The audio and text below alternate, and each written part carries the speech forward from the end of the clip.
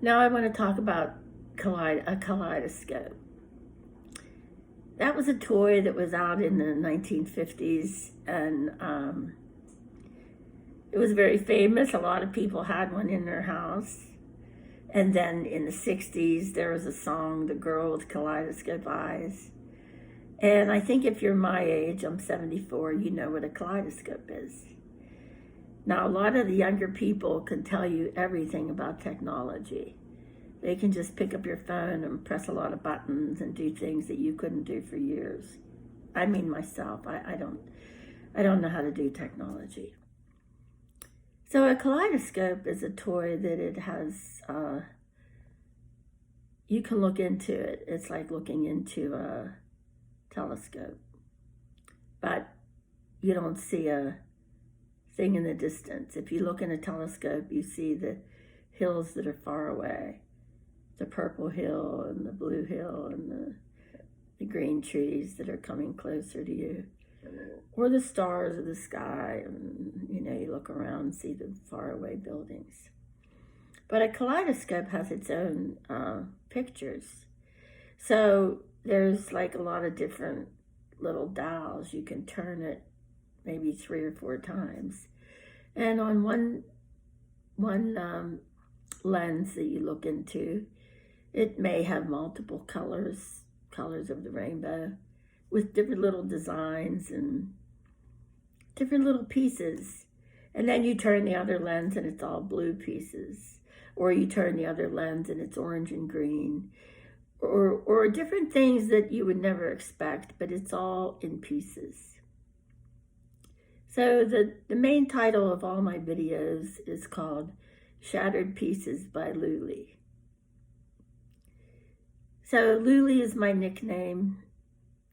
I was given that when I was 16, and it stuck with a lot of people that love me. And when I tell people that name, they like it. It resonates very well, and everybody says it back to me, Luli. And I like it. It's my nickname. But in the 60s, so I was called Luli. And I had my time period of doing drugs, and it didn't get very bad. I didn't become an addict. I was a party girl. If I went to a party and somebody had something, I would take it. And I would party on till the next party, and it was all free. But I did learn the song, The Girl with the Kaleidoscope Eyes. And I have had a lot of shattered pieces. That's the part that I want to tell you about. So when you say those words, shattered pieces, people don't understand what that means. But a person who has had trauma, childhood trauma, trauma in their teens and in their 20s and in the rest of your years growing older, different traumas and tragedies and trials and tribulations, failures. So to hold all that in, it's impossible to hold it in. It's very impossible.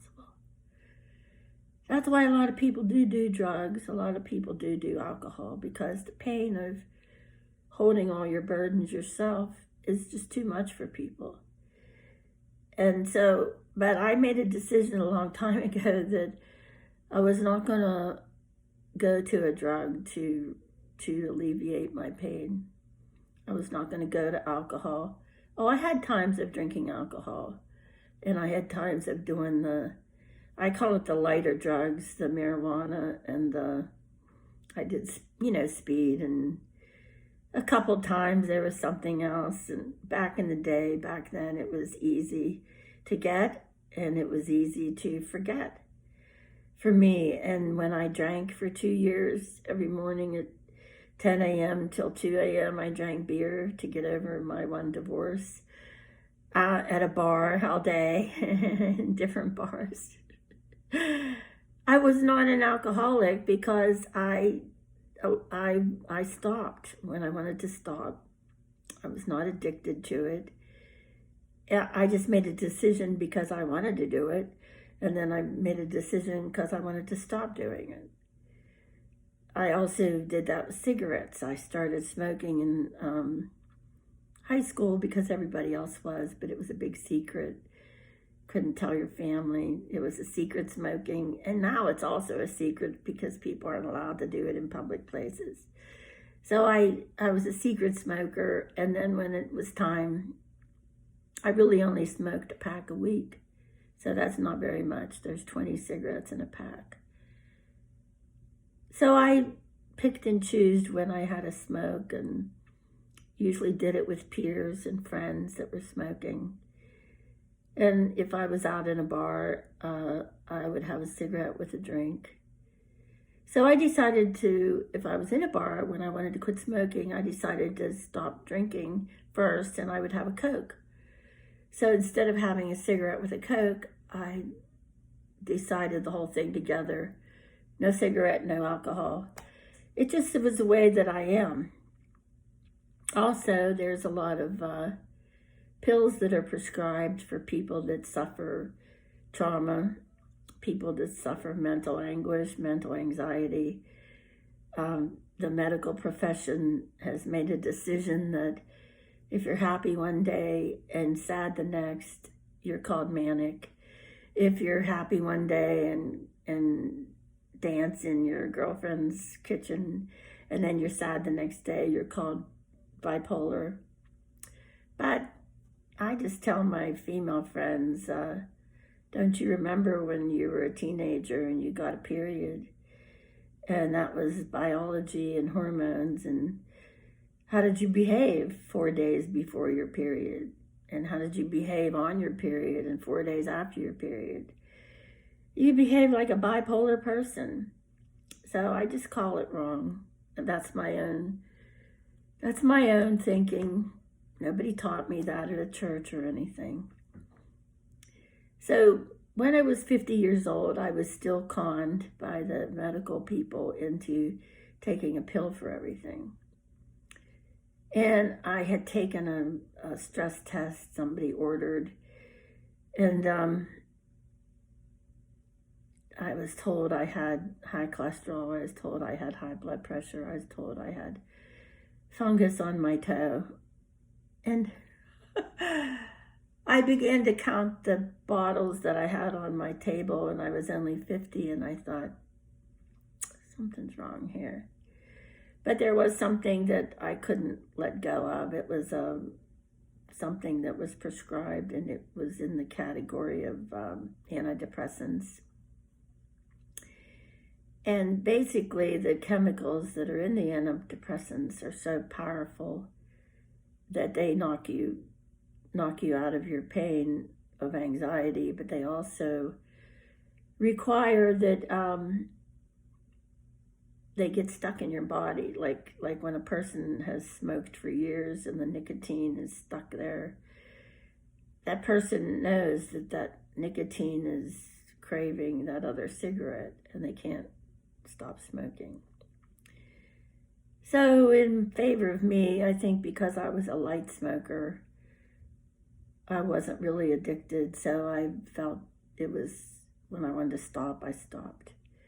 And then when I began this idea that the medical profession would help me, and what it was is I had buried pain from trauma.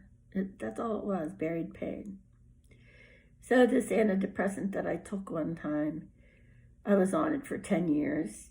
And then I met a girl that said to me the truth. You can get off of that. And I said, but it makes me sick when I stop it. And she said, well, you'll just have to get off of it, because her and I had began to be roommates because I had a job in the town where she lived, and it was going to be a thing. We were going to support each other financially with the job, and I was going to stay there. And she didn't allow, she's called it, she didn't allow narcotics in her house. I said, it's not a narcotic, it's an antidepressant pill. And even when I'm saying this into the screen, I can see my face expressing the fact that it's a con. It's just a con. It's a con by the medical profession. And maybe they think they're right. And maybe there's a lot of people that need to take it for a while. And maybe people out there, I don't want you to think I'm telling you to stop taking your meds. That's a very bad thing for somebody to say over a video. I'm not telling you that. But what I'm telling you is I expressed to her the fact that I had these withdrawal symptoms, and I told her I was trying to wean off of it. I did everything I could to get off of it, and I just couldn't. And I told her, I said, I can't. And she said, well, you'll have to move. I said, I can't move. I said, when I moved here, I brought my furniture and I left my apartment back in the other part of the state, and I can't move now. So I told her, I said, you'll have to go, and you'll have to pray for me. Because I do believe in miracles. I believe that Jesus has the answer. And I believe that he can heal at any time. He can deliver at any time. And he can do it just like that.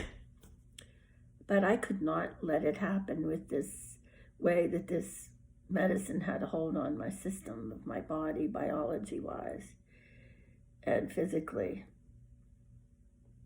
So she just said, okay. So she went off in her bedroom, and I don't know how she prayed.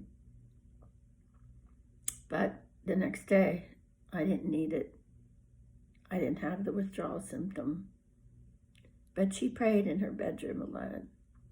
She was not a person that liked to pray out loud. So she did it, though. She managed to intercede for me. And that brings me to the truth of warfare prayer, and I'm going to talk about that on the next video. Thank you.